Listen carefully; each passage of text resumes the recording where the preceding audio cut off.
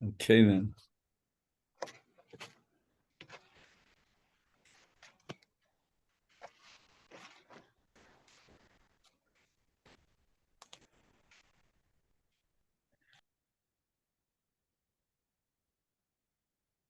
Okay, then.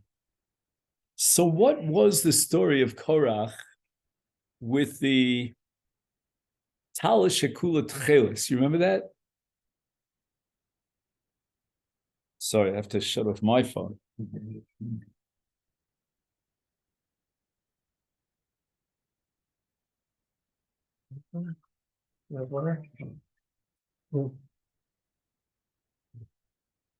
No.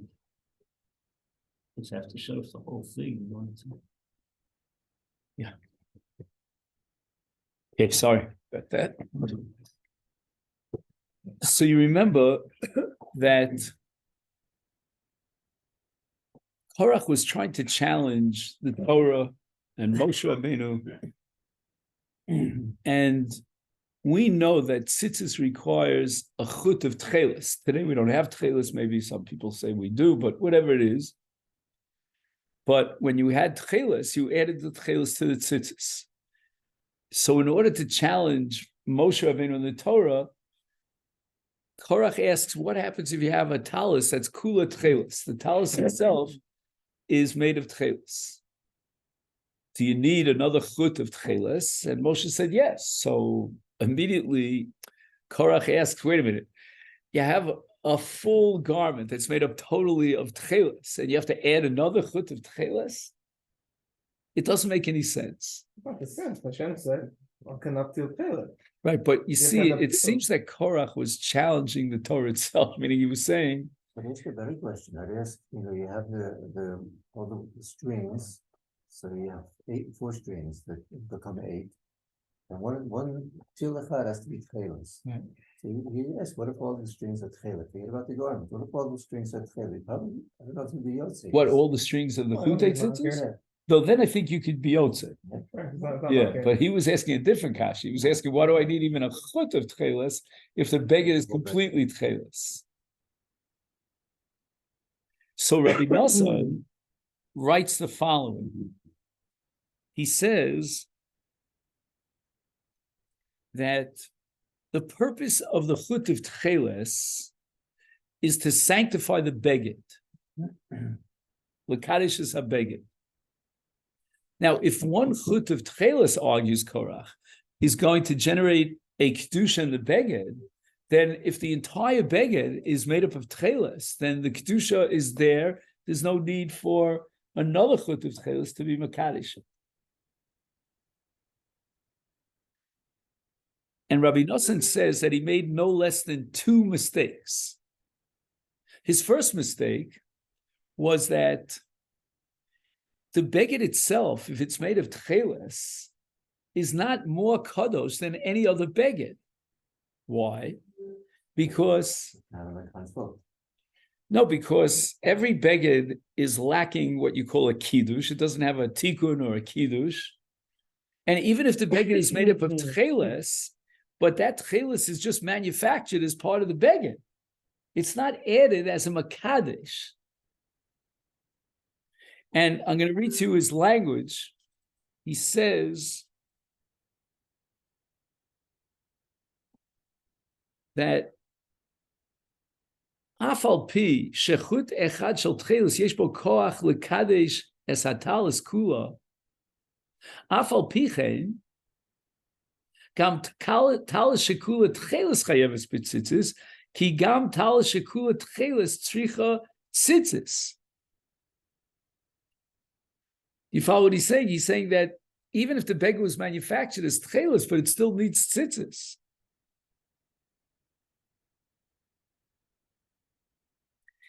And he says the following. What's the mila of tchelis when you use it as a chut of tzitzis? How is it different when you, A and B? A is when you manufacture the beged with tchelis, and B is when there's a chut added to the tchelis. I mean to say a chut of tchelis added to the beged. Okay, what's that all based on? I'm just pushing you a little further. A word with 4 letters that starts with a lam and ends with a hey. Should I give you more of a remez? Lishma, exactly.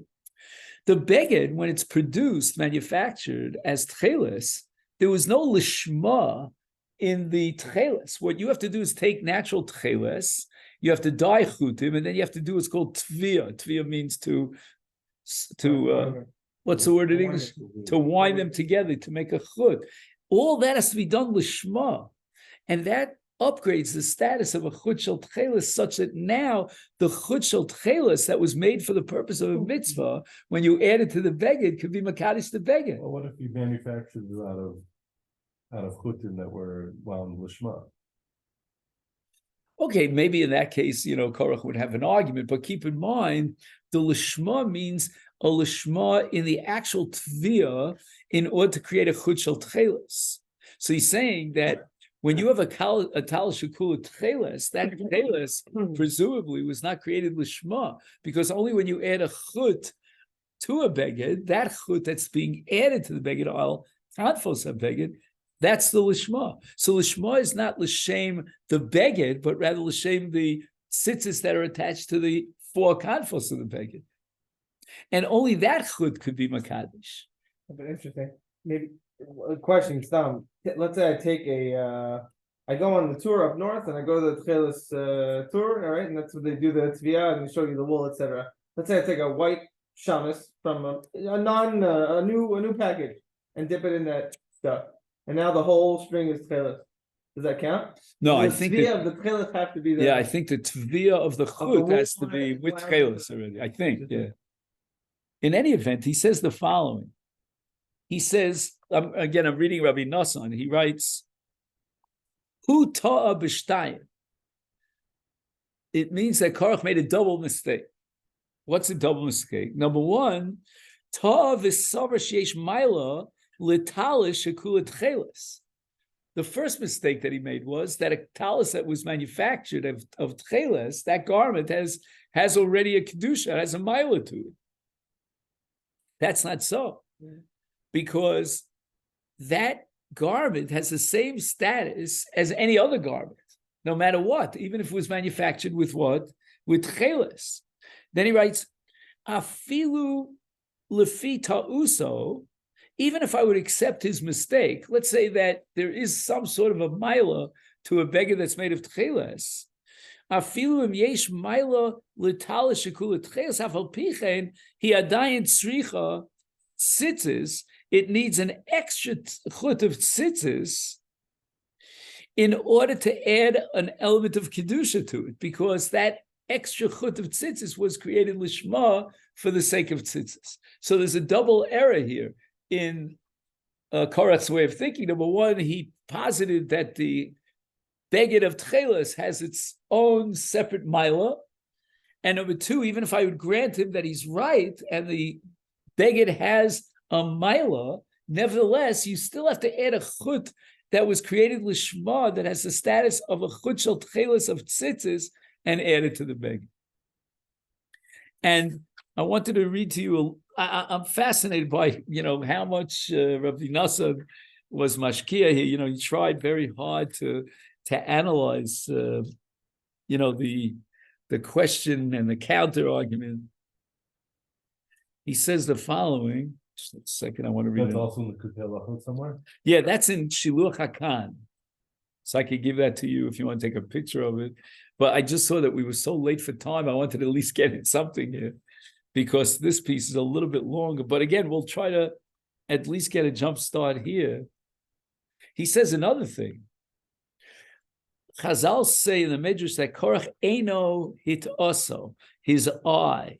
What did he see with his eye? So Chazal say in the Midrash, Rosh al Sheles Gedola Yotza Bimenu. He saw the great descendants of his lineage.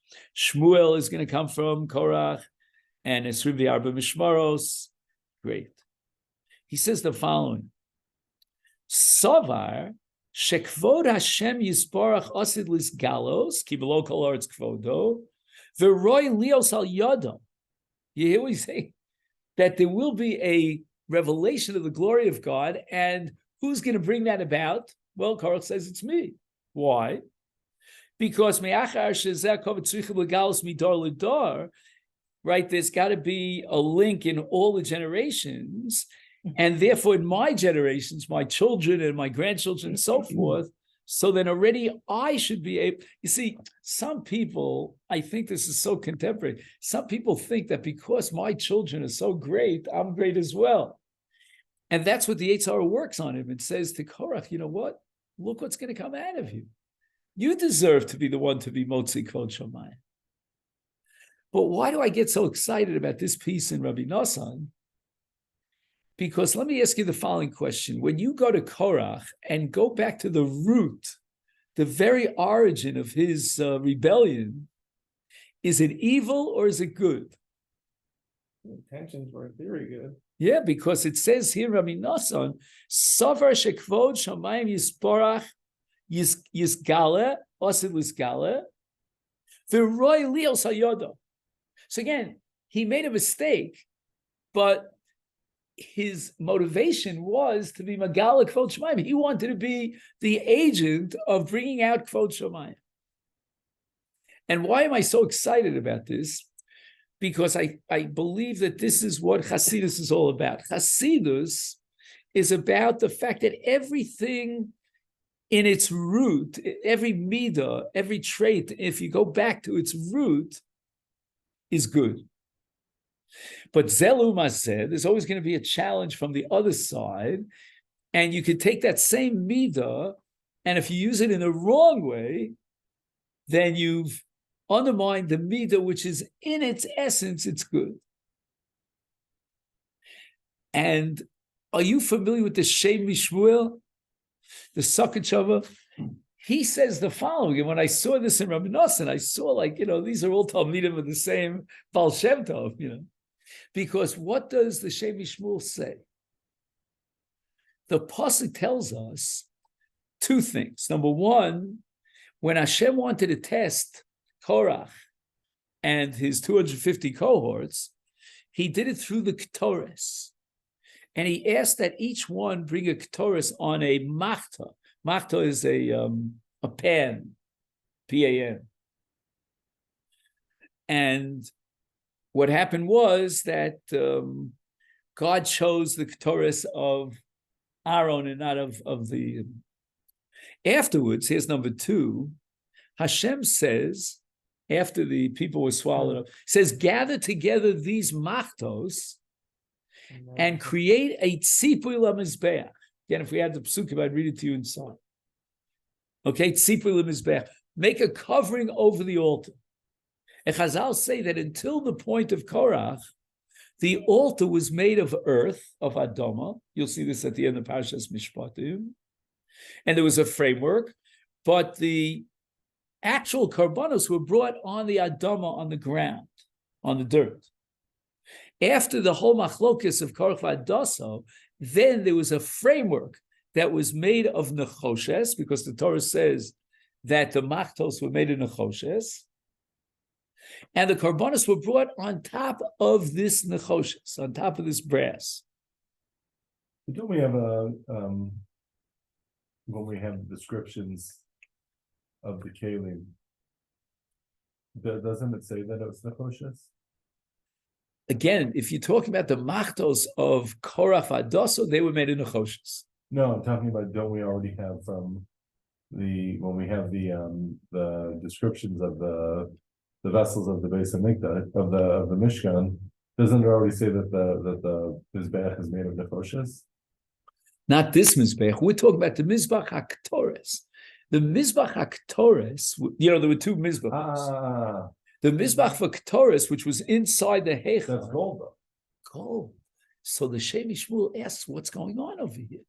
If the whole purpose of this test was to bring the Ketores, then it should have been brought in a machta made of gold. Not only that, when the Kohen Gadol went inside the Kodesh Kadoshim on Yom Kippurim for the Ketores, he brought into it a machta made of gold. All the machtas were made of gold. This is the only case of a machta that's made of nechoshes. Right. Why? And secondly, if they sinned, with that machta. Why is HaKadosh Baruch Hu taking the machta and using it for all the korbanos? Until now, it was fine with the Adama, and now it's got to be on the nechoshes. Kadeshu was the and Bill what, Rashi said Kadosh? yeah. אמר לאלעזר בן אהרון הכהן, וירם את המחתות מבין השרפה ואת האש זרי הלה כי קדשו. Right? No, I'm not. Wait a minute. Maybe I wasn't clear. For sure, the Maktos were Kodesh, Yeah. right?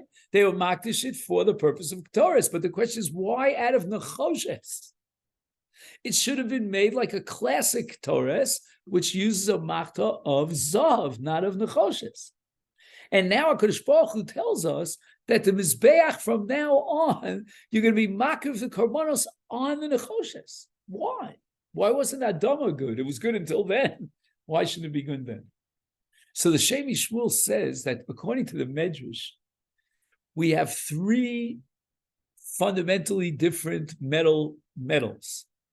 We've got Zahav, we have Kesef, and we have Nechoshes. Each one has its own symbolic meaning. Zahav represents the mid of Yira. Again, this is all a Medrash. Kesef represents the mid of Ahava. And Nechoshes represents the mid of Azus. Azus means when you're convinced that you're right, against all odds, meaning you have a conviction for the emes, and you're going to be willing to fight till the end for the sake of your cause. That's called Azus. And he says that according to the Medrash, the three categories of metals correspond to the three avos. So which of the three avos corresponds to Nechoshes? It's gotta be Yaakov. It's got to be Yaakov. Very strange. Yaakov is called the Bechir HaAvos, and he's like the ultimate. And why is Yaakov Avinu the Nechoshes? And the Medrash explains because Yaakov Avinu had to always fight for emes. He had to fight against Lavan. He had to fight against Esau. He's always willing to be Moser Nefesh for the emes. And that's the midah of Azus. And the Shemi Shmuel writes that's the most important midah that we have, to take that trait of Azus. But again, Zelu Maseh, every time you have a midah, you can corrupt that midah. The corruption of Azus is called Azei Panim. Azei Panim are those who think they're so great and they challenge others and they put down others. And that's the distortion through the powers of the Yetzer Hara that entice you to take that Azus and use it the wrong way. Yaakov Avinu had the midah of Azus the Kedusha. Korach represents the midah of Azus of Azei Panim, of Al Metzcha. And the Shemi Shmuel quotes two psukim, one from Sefer Yirmiyah and one from Sefer Yeshaya. In the pasuk in Sefer Yirmiyah, HaKadosh Baruch Hu praises Klal Yisrael because they are like a choma of nechoshes. What does that mean? We're like a wall made out of brass. It means we're very, very convicted, convinced, and for the sake of that conviction, we'll fight and we'll battle. However, the pasuk in Yeshaya is a musar, a rebuke against Klal Yisrael, and there it says in the pasuk that there's a metzach of nechoshes, which is the opposite of nechoshes of kedusha. Says the Shemi Shmuel, why did HaKadosh Baruch Hu tell the people of Korach to bring the Ketores in machtos of nechoshes, which is atypical, because he wanted to tell them, you know what? You have that midah of Azus. You have the nechoshes. Nechoshes in modern Hebrew comes from the word nachush bedato. So you have a sense of conviction, and you're willing to fight for that conviction, but be careful. Don't misuse it. And they went through and they misused it. But HaKadosh Baruch Hu understood that in its origin, in its root, that very midah of nechoshes is pure greatness. And that's the midah of Yaakov Avinu.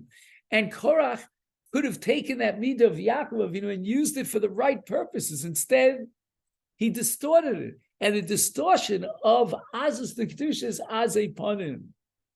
And HaKadosh Baruch Hu wanted this message to be for all generations. And he says, now we're not going to bring the korbanos on Adama. Adama always represents shiflus, but we want to show that even in the case of Azus, which is the midah that's represented by Nechoshes, we can bring korbanos. We can use them in the right way. And this is the lesson that we have to learn from Korach Adasa. And I saw this piece in Rabbi Nosson that I mentioned before, that B'Yisodo Shel Davar, Korach wanted to bring it back Kvod Shamayim.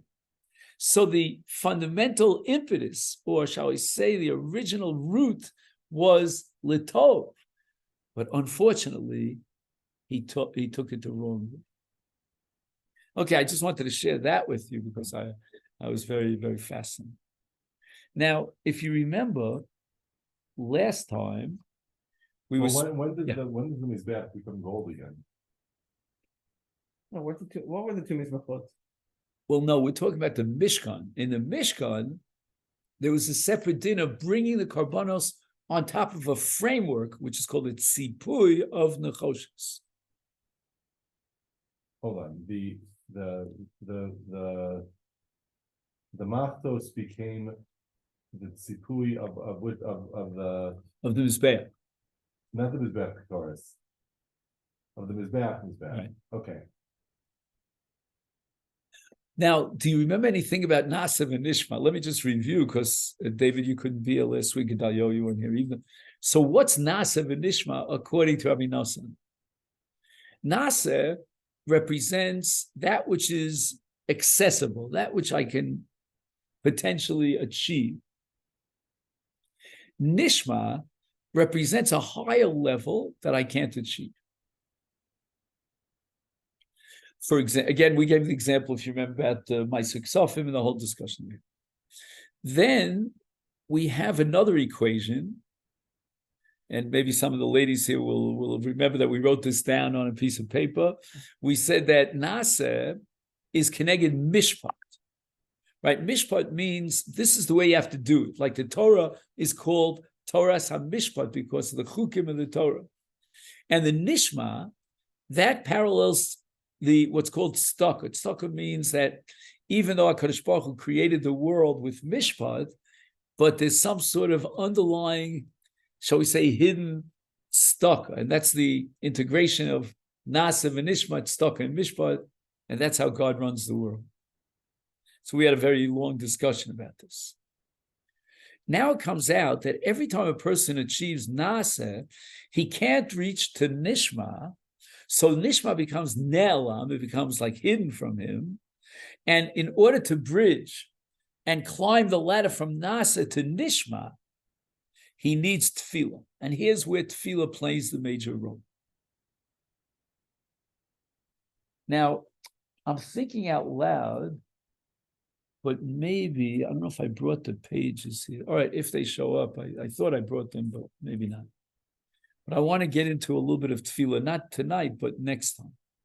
Now, next time, is there any chance, David, that we could work it out before Ma'ariv? It's not possible.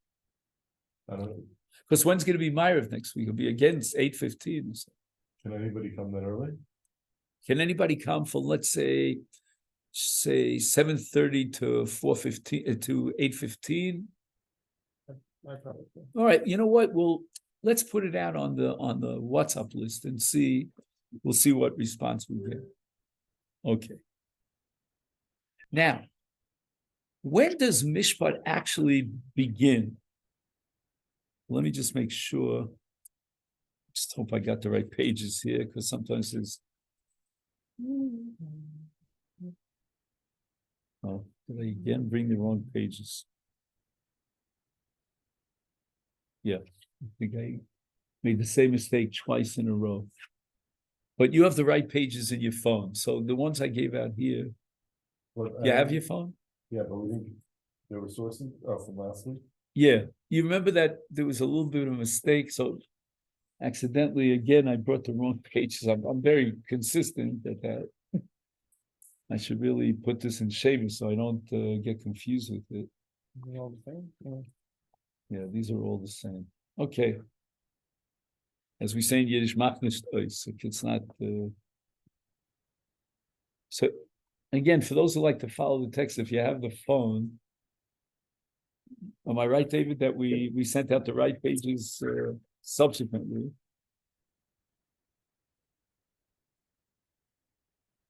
I have a page starting on page 19. That's it. That's the right one. And this one ends on page 19. 18. Right. So this is up until 18, but we really want to start on page 19.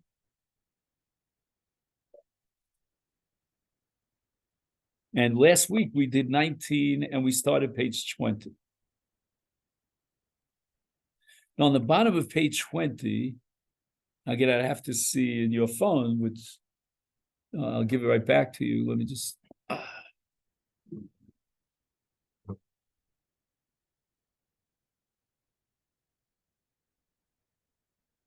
Yeah. No, wait a minute. Maybe not. Hey.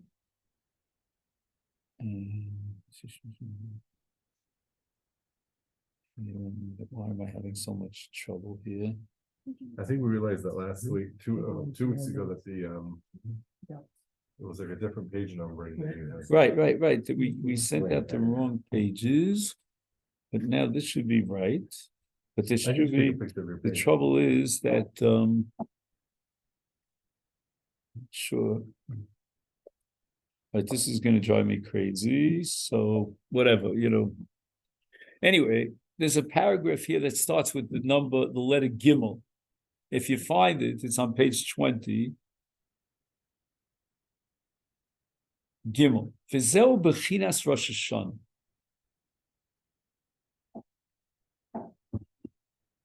Okay.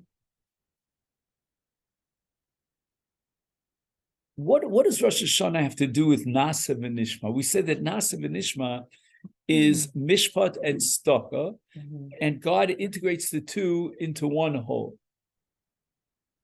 Now, when God creates the world, he creates the world with what? Mishpat. Because that was the original machshava of Hashem, that the world should run on Mishpat.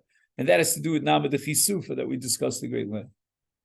So he's saying that when was the world actually created? According to our Hebrew calendar, it was on Rosh Hashanah. Or alternatively, if maybe the world was created on the 25th of Elul, then on Rosh Hashanah, man was created. So when man is created, unfortunately, man falls on the very day of creation, right? And now HaKadosh Baruch Hu comes to Mishpat.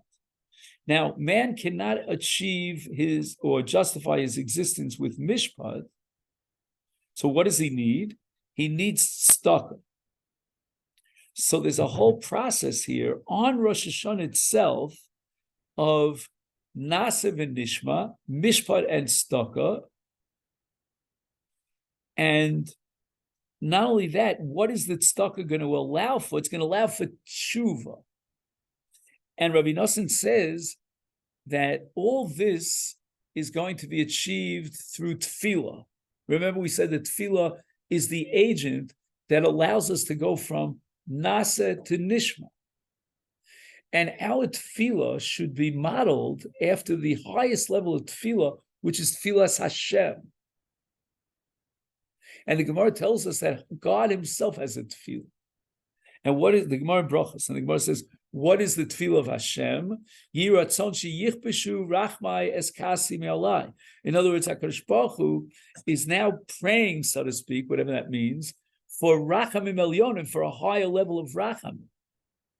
And he says, as a result of this higher level of rachamim, afal pisha chatu Yisrael, and al pi mishpat, they don't deserve tshuva, but HaKadosh Baruch Hu is kovesh kaso, he overcomes his anger, and that's called hamtokas din v'mishpat, and the din and mishpat is now mixed with rachamim and staka, and that allows for man to do tshuva. So Rosh Hashanah is a day that has staka, it has nishma, it has tefillah, and it has tshuva. All of these elements make up Rosh Hashanah. But here Rabbi Nosson asks the following question. He says, Tzadikim shezochu lebchinas nasa v'nishma, right? Nasa v'nishma means that constant climb, going up from one level of Nasa to Nishma, from Nishma to a higher level of Nasa, endlessly climbing up. Ad shezachu b'bchinas Toras Hashem utfilas Hashem. Shezeu ikar b'chinas Nasa v'Nishma b'shleimus ha'emes. Now, once I pray to Hashem, I have to figure out on Rosh Hashanah annually, how do I get from Nasa to Nishma? Meaning, where is my Nasa incomplete, at fault, so that I can work on that Nasa and arrive and achieve Nishma? How do I know this? Who is going to guide me to answer the question that every person has to ask himself individually on Rosh Hashanah? How do I get from Nasa to the higher Nishma? So then I can get from that Nishma to the next level of Nasa, and from Nasa to Nishma. So the answer, says Rabbi Nosson, is the shofar. The shofar creates a kol, and the kol has to penetrate into our nefesh. We have to be open to hear the shofar. Every person on Rosh Hashanah, therefore, has to have a keen sense of hearing to allow him to hear the message of the shofar. And that message of the shofar is unique and individual for him. And it's going to somehow uplift him to the level of knowing how to get from mishpat to tzedakah, or from nasa to nishma, and to reveal that which is concealed, so that now he expands his possibility and he can achieve a greater level. So that's the idea of Rosh Hashanah. And I don't have to tell you that in Breslov, Rosh Hashanah is like, Holy of Holies, and this is, I think, my sort of takeoff to a series which I'd like to give about Rosh Hashanah. We just have to work out the time. So hopefully we'll be able to do that. Anyway, so I'm sorry that we started late, but we did. Let's just review. We got a little bit of Rabbi Nosson's insight into the argument of Korach regarding a Talus Shekul Tcheles, and we got a little bit of an insight into the fact that Korach wanted, his impetus was Tov. He wanted to bring down Kvod Shamayim. We spoke about the Shem Mishmuel, and then we had a little introduction to Nasa v'Nishma and its relationship between Tzedakah and Mishpat and Rosh Hashanah. Okay, then? So let me wish you all a Shabbat Shalom, and thanks so much for coming. The person I thought of you today. My ears were turning red, and I wasn't sure why.